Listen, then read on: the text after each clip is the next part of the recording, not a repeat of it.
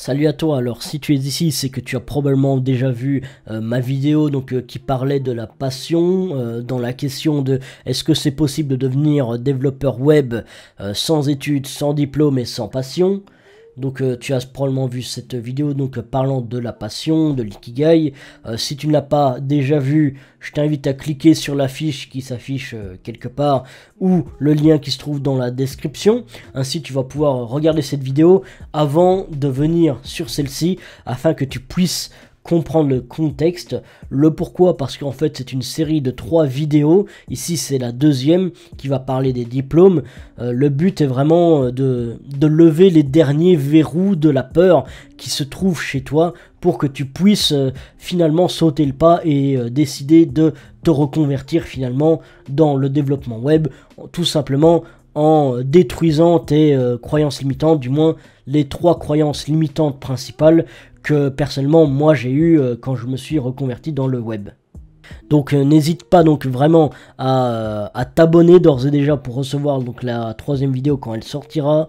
Je t'invite aussi vraiment à regarder cette vidéo jusqu'à la fin et même la prochaine, ainsi tu pourras récupérer en fait un maximum de valeur sur cette série de vidéos qui, j'espère, va vraiment t'aider.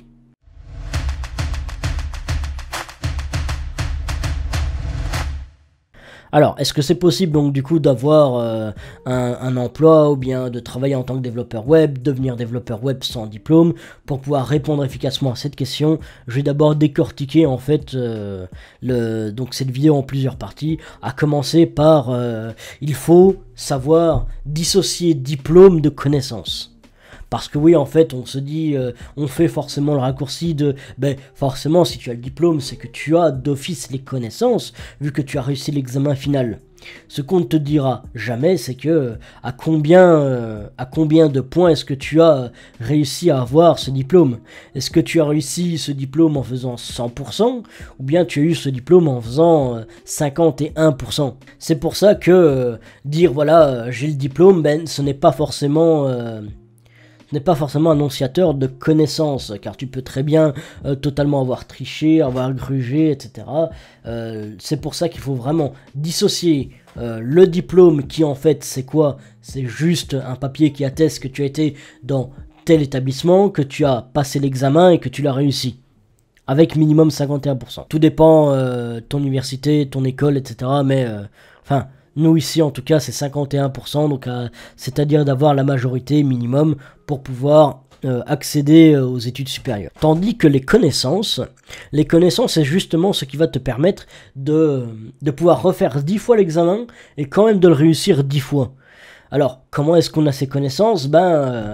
Désolé un petit peu de le dire, mais l'école, les universités, c'est pas le top pour ça. Pour ça, en fait, il te faut beaucoup plus de pratique que de théorie, parce qu'à l'école, on te délivre beaucoup de théorie et pas assez de pratique. Certes, il y en a, parfois tu as les stages, et peut-être que les stages ont tout simplement beaucoup plus de valeur que tout ce que tu as appris en université. Ça peut être totalement possible. C'est pour ça que les connaissances, en fait, pour les avoir, si tu es en université, que tu penses peut-être que tout va être acquis avec un petit peu de théorie, c'est faux. Il te faut vraiment en fait bosser une deuxième journée pour te dire ok, il me faut beaucoup de pratique derrière. C'est un petit peu sacrifier sa propre vie pour des compétences qui pour moi n'est pas vraiment quelque chose d'optimal. Pour moi en fait c'est vraiment gâcher son temps. On pourrait optimiser son temps de meilleure manière et pour moi, à mon sens, c'est peut-être seulement mon avis mais on le remarque de plus en plus, le système scolaire n'est plus adapté à notre génération. Alors forcément, si tu dis ouais d'accord, s'il ne faut pas aller dans les universités, je veux bien comprendre à la rigueur, mais est-ce qu'il y a quand même d'autres solutions? Oui, il y a les bootcamps. Est-ce que ça va si je vais sur un bootcamp? Si tu te renseignes sur un bootcamp, tu as sûrement vu les petites guéguerres qu'il y a justement entre les universitaires et les bootcamps, comme quoi les universitaires disent que 3 mois c'est pas assez, et ceux qui font les bootcamps disent que 3 ans c'est trop. Et ils ont raison tous les deux. Le pourquoi? Parce que tout simplement les universitaires passent 3 ans et dépenser 45 000 € en moyenne pour se permettre d'avoir un certain diplôme tout ça pour pouvoir décrocher leur premier job. C'est pour moi en fait c'est assez absurde que tu doives dépenser autant pour pouvoir avoir un job qui te rapporte et au final ça tombe, tu n'auras pas remboursé ta bourse d'études avant quelques années au bas mot. Tandis que les bootcamps, ben, eux-mêmes donc, ont un autre biais cognitif, tout simplement parce qu'ils se disent, ben voilà, en 3 mois je suis développeur full stack, mais ce qu'on ne leur dit pas, c'est que les technologies qu'on leur enseigne sont très souvent obsolètes, et en 3 mois de toute façon, même si tu passes donc des journées de 12 heures à coder, à apprendre, et bien tout simplement c'est toujours, ce sera toujours beaucoup trop court en fait, pour pouvoir devenir développeur full stack. Les promesses sont très largement exagérées. Leur seul avantage que je dirais au bootcamp, c'est qu'après ces 3 mois, c'est eux qui t'accompagnent pour trouver un job. Mais franchement, si tu as fait un bootcamp, si tu penses à faire un bootcamp, moi je te conseille vraiment, c'est quoi? C'est de faire encore plus de pratique et vraiment, quand tu trouveras ce job qu'ils vont te donner, eh bien, je te conseille vraiment de prendre un maximum de valeur, de prendre toute la connaissance qui est possible d'apprendre dans cette boîte, pour que tu puisses être vraiment opérationnel, car si ces bootcamps ne t'aidaient pas à trouver un job, eh bien sache que tu ne serais tout simplement pas opérationnel pour la majorité des boîtes. Et c'est donc forcément un gros désavantage quand on pense que bah, tu peux gagner beaucoup de temps, que de l'autre côté, on ne fait pas en sorte que tu aies une solution de long terme.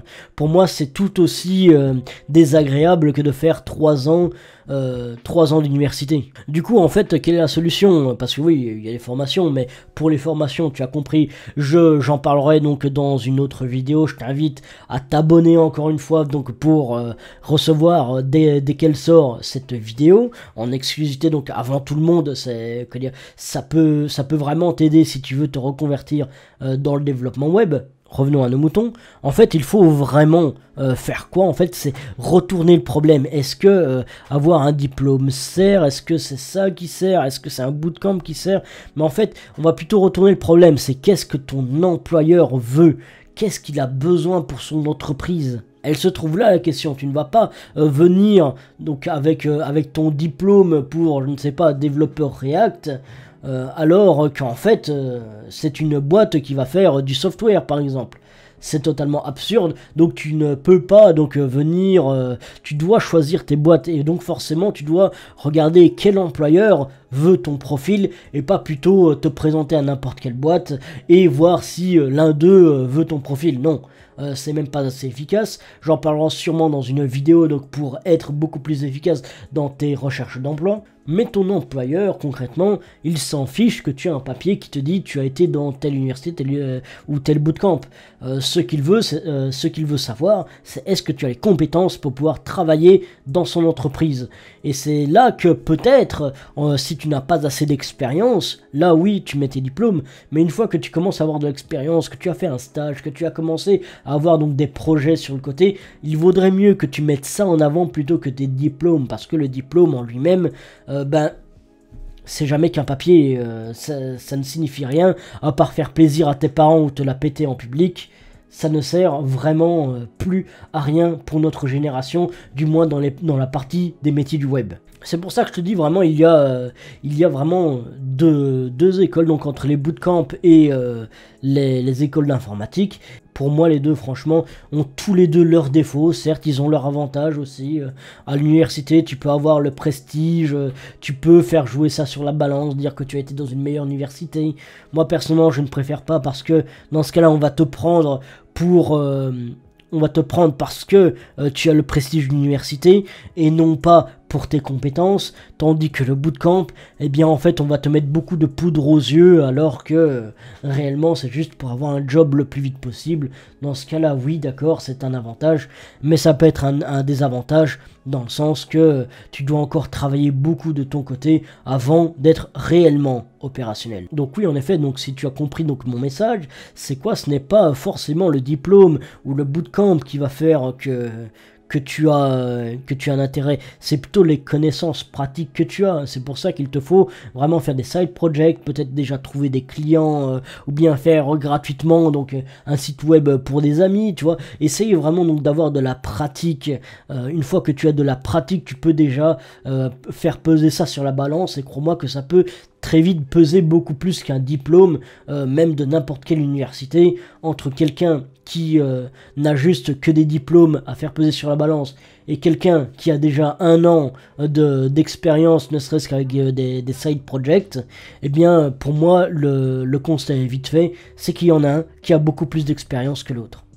Donc voilà, si tu as donc des commentaires donc à faire, donc si tu es d'accord ou que tu n'es pas d'accord, si tu as donc des améliorations à me faire parvenir, n'hésite pas à les mettre en commentaire, parce que moi ça m'intéresse. Si donc ton commentaire est constructif, ben, je serai ravi en fait de moi changer, de moi donc regarder à m'améliorer en fait selon donc vos commentaires. Donc n'hésitez pas, si que vous soyez d'accord, pas d'accord, il n'y a vraiment aucun problème.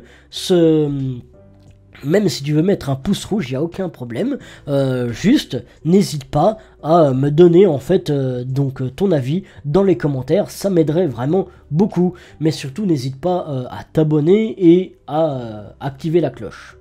Voilà, merci à tous de m'avoir regardé. Et n'oubliez pas, n'abandonnez jamais vos rêves.